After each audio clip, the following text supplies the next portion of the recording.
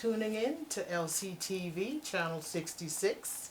You are watching Shining a Light, and I'm your host, Gerri McCritty from Pava Gallery. Today, I would like to shine a light on someone who I feel is very special, and I just love his work. I am going to be talking today to Osmyn Oree. Hi. Hi, Osmyn. Hi. How are you? I'm fantastic. How are you? Great to have you on Great. my show. Thank you for having me. Yes. So I wanted to talk to you today, Osmyn, and ask you to please share with us. Yeah. First of all, give a little bit of your background of where you're from. Yeah. Lancaster, born and raised. I've been living here 36 years now. Grew up about 5 minutes from here. Okay. And about 3 minutes closer to where I went to school. But went to J.P. McCaskey High School. Okay. Did 4 years in art school and then kind of hit the ground running after that. But I've been a photographer, I'd say, since I was 17. Wow. And now I'm 36. Wow. So I've been doing it a while. I love it. But yeah, that's kind of like where I started, kind of grassroots. Started with digital, and then now I'm doing film, as you can see behind me. Okay. Okay. So now you're just doing professionally. You're just doing photography professionally. So, side note, so I have a job that I call my job, pays the bills and everything, but my job kind of coincides with what I already do in photography. So I work in an art school, Pennsylvania College of Art and Design, right down the street. Okay. I'm an admissions counselor there, and I work to recruit, students and help them kind of figure out where they want to go as far as their journey. Nice. But in doing so, I get to meet all the younger artists that are coming up, seeing what they're doing. But my job also allows me to do my own photography and mentor some of the photo students and kind of work within that field. So I kind of found a happy balance. I get to travel. Yeah. I get to photograph all the time. And it's a lot of fun. But yeah, I do mostly gallery shows. I've kind of wanted to direct myself towards the more fine art realm. I did try weddings, did not like it. Okay. What about weddings you didn't like? Where do I begin? So I have super high stress levels when it comes to social anxiety. So going into an environment with a wedding, you're there 8 hours, another 8 hours of editing, depending on how many photos you get. Yeah. You always have to be on point, not missing a moment, making sure you have 2 or 3 cameras with you. Then also with the nuance of digital, you have to keep upgrading gear. So those are just a couple of reasons. I did 4 weddings to begin with, and they were all people I knew. And after the 4th one, I realized I do not like this at all. Granted, that's where all the money was, but I kind of wanted to shift my focus into more fine art. That's what I love doing. I like making those connections. So. Got you. And where do you draw your inspiration from? Honestly, the people I work with. The project I'm working on, with the photo behind me, which is one of the first ones. Beautiful. It's a series called I'm Still Black. That stemmed from me growing up as a teenager, not feeling like I belonged to my culture. Even though I had, Black, Latino, all kinds of different friends, but I never felt like I was a part of that space, nor did I feel like my friends made me welcome. Not to say it was bullying, it just never really felt like there was a connection, so I wanted to kind of get back to where that comes from and kind of look internally. And that's how the project started. Started to do interviews. I started with 35 millimeter portraits, then I gradually went up to large format, so I could print as big as I could. But mainly the people that create these photographs or who I talk to about, who I talk to in these photographs mainly help me get to where I need to be and get the message across overall. So. And how did you feel about that now that you went through that journey with that? Better, but I do feel like it's still going. I've been doing the project for 6 years. It's kind of slowed down a bit just because COVID kind of put a damper on a lot of things. Yeah. But I'm still in the mix of doing it. I photograph regularly all the time for this project. It is time consuming because I do everything myself. I develop and print and edit and scan in and I do everything myself. So it's a very long process. I love it. It's very relaxing, but I do feel a lot better. Okay. Like I said, I feel like this is still going to keep going. I'm in like phase 3 of the project where I focus more on my family and getting their insights, and also my family's getting a bit older, so I'm kind of just going with that Yeah. phase right now. Yeah. And how do you choose your subject matter? Same thing. Kind of comes from the project. I mostly shoot portraiture, and that's kind of what started the project in the beginning. But I mainly draw the inspiration and subject matter from the people I meet. It could be someone off the street. It could be a friend of a friend, someone I met somewhere else, and was like, "Oh, can I take your portrait?" It all stems from like me telling their story through pictures. My biggest thing is that I really like it when I take a picture of someone and it doesn't look like them. And then when I show them the picture, they're very surprised, like, "Oh my gosh, that's me!" I'm like, "Yeah, that's what you look like from someone else's eyes." An artistic view, I would say. But yeah, I think I draw from the people I meet. I'm a very social person, even though I have like a 2 or 3 hour limit on my social anxiety. But I love just meeting people, getting their story, and kind of getting their viewpoint. So Sounds like that's your satisfaction when you see an expression of someone's picture that you've taken. Yeah. It's about building the bond and collaboration. I always felt like it's not just my job to create these pieces I'm making. So I'm very much in tune with who I'm working with, like how we go about planning the photographs, getting different, kind of relaying my message, but also getting a really good picture of this person that's technically sound, and also like very good to look at. So, but yeah, I think about a lot of different factors, but we can talk about that more. But there's a lot that goes on in my head when it comes to these pictures, but that's kind of like one aspect of it, the people aspect. What about struggles? Have you come across any struggles taking pictures? Yes. How was that for you? It's not so much a struggle, like, one big struggle I've always had is photographing my family, because they're too close. If that makes sense, it's just like I connect more with people I don't know than I do with my family. But it's not to say that I don't have a relationship with my family. Like I love my family, my brothers, my mom, dad, everybody. But there are some cases where they don't understand what I'm trying to do.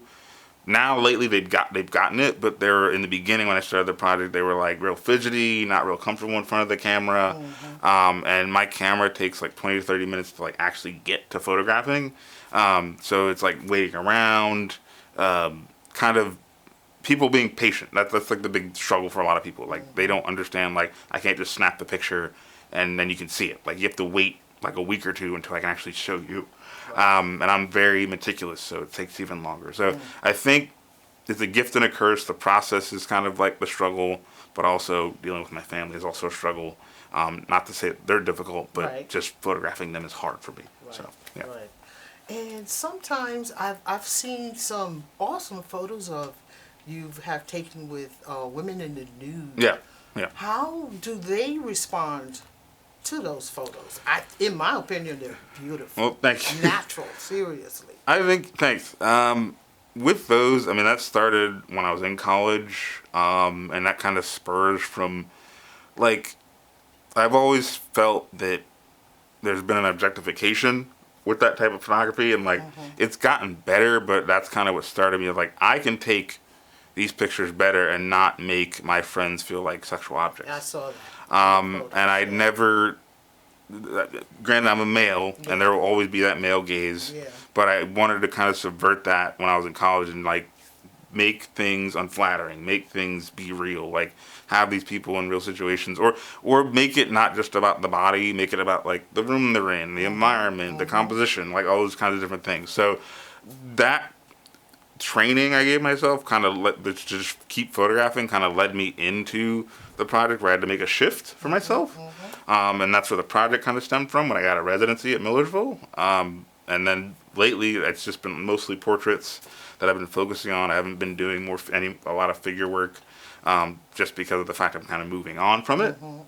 But I think the early years of my photo career, like they really spurred like me paying attention to what I'm doing and how I'm conveying this person in front of my camera. Because a lot of people I work with, they are friends, they are family, they are people close to me that know me, not just like models that do this for a living. They're all regular people most of the time. So. Okay. And what are some of the fun things you love about taking pictures? It's a big question. Everything.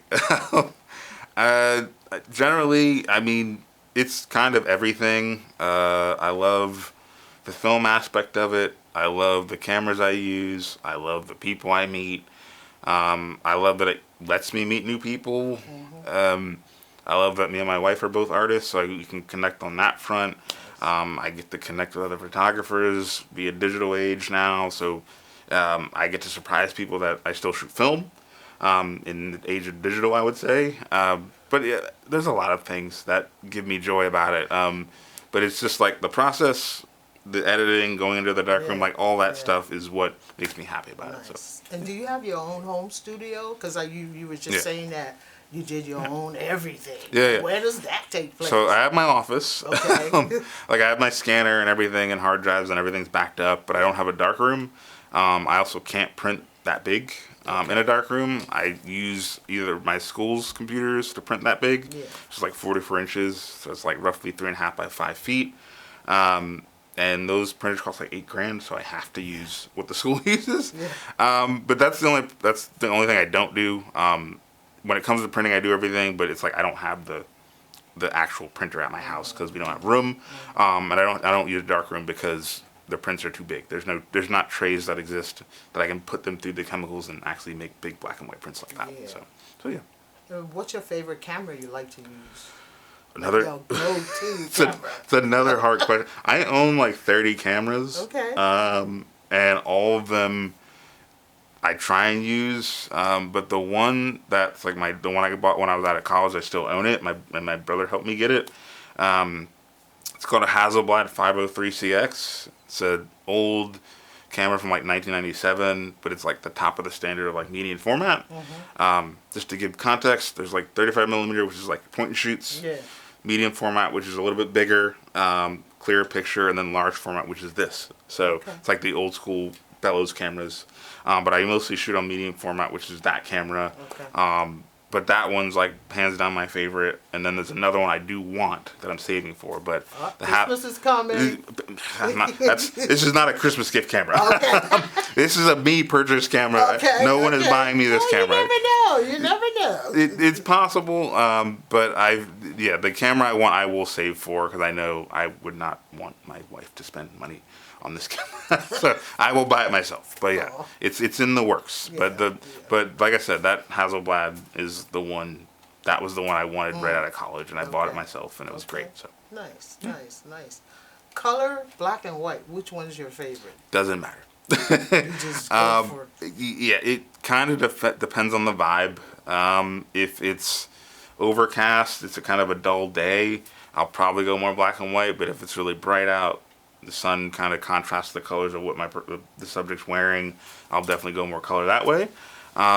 Most of the time I will shoot color because it gives me that flexibility of, I have a color image, but if I want to convert it to black and white, I can. But most of the time right now it's mostly color, but for this product it's black and white, and there's an intention to that. So landscape figures. Portraits. Always portraits. I love landscape photography, and I appreciate the people that can do it. But I need people in my photos. That's just how my mind works. If I see you're a people person. If I see a scene, I'm like, there should be a person right there, and I'll try and get someone to be there. But I won't take the picture unless there's someone in it. So. Favorite time of day you wanted to take a snapshot of something?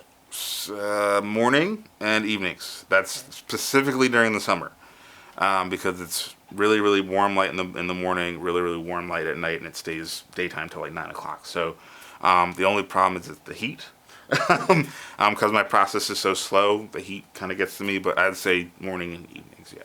It's usually if you're on a shoot. Yep.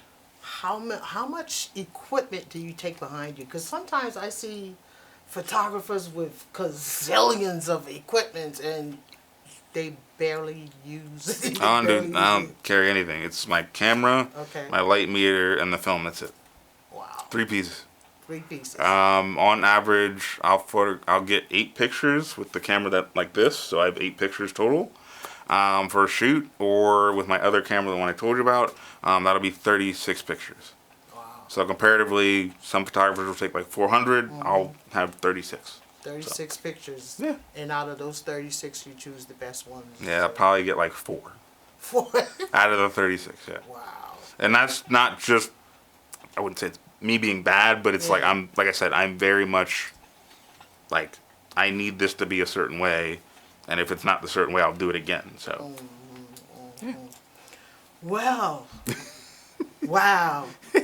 This is such you're just such an interesting person with doing your photography, and then you were saying you're at PCAD. How many students come to you for that help? Is there a lot of students? Do you get overwhelmed with it, or are you able to balance it out on top of whatever what you're doing? Yeah, I mean, after COVID, honestly, there was a lot of social immaturity, I would call it. Like, a lot of students didn't know how to communicate, didn't know how to communicate via email, didn't answer phone calls, texts, things like that. So I have to meet them halfway. It's like, all right, what are you comfortable talking to me about as far as like communicating wise, and then how do we establish a connection, and then going from there. I try and stay in touch with my students as much as I can, even when they're in the school. Sometimes it's like you have to let them go and worry about the next class, but I always try and be like, hey, how's your school year going? And that's all 4 years. Nice. That's just how I am. I try and let them know, like, we're not done. I'm still here to help you. And being one of few black employees at the school, I also take it upon myself to be that black mentor or that black employee within the ranks to kind of help students of color, or any student, honestly, just kind of feel comfortable in that space and come to me with any problems. Sometimes we're counselors. We're like more than counselors, but we try and toe the line of like, okay, you can't come to us with everything. Right. We can't handle everything, but it's like I do try and help as much as I can in my role. So Awesome. yeah. So, word of advice you would give any photography student today, or anyone who's out there looking to get into the photography business or the photography world? Well, it's funny. I have this T-shirt that says "Life hard, no money." It's like one of my favorite T-shirts because it like exemplifies the starting artist type mentality. But I always tell students coming in, whether it's photography, your painting, or anything, make sure you're happy. Nice. Don't worry about the money. Don't worry about doing what you love all the time as a career. That might kill your passion. But I always tell them, make sure you're happy, no matter what it is. I work at a college. I never thought I'd be that in a million years, but I'm happy. I get to do photography all the time. I get to meet really cool people. I'm good. And I tell that to parents too. I'm like, you have a responsibility as a parent to make sure your kid is okay. Yes. And also make sure they are happy in whatever they do. So that's my biggest piece of advice. Stay happy and make sure you're happy and nothing brings you down. So. There you have it, everyone. Stay happy. Make sure nothing brings you down. And you keep that your passion and what you love. Yeah. Thank you, Osmyn. Thank you so much. Osmyn Oree, I appreciate it. I appreciate it. All right. Thank you. I'm Gerri McCritty. You're watching Shining a Light. Stay tuned to see who's next. Thank you.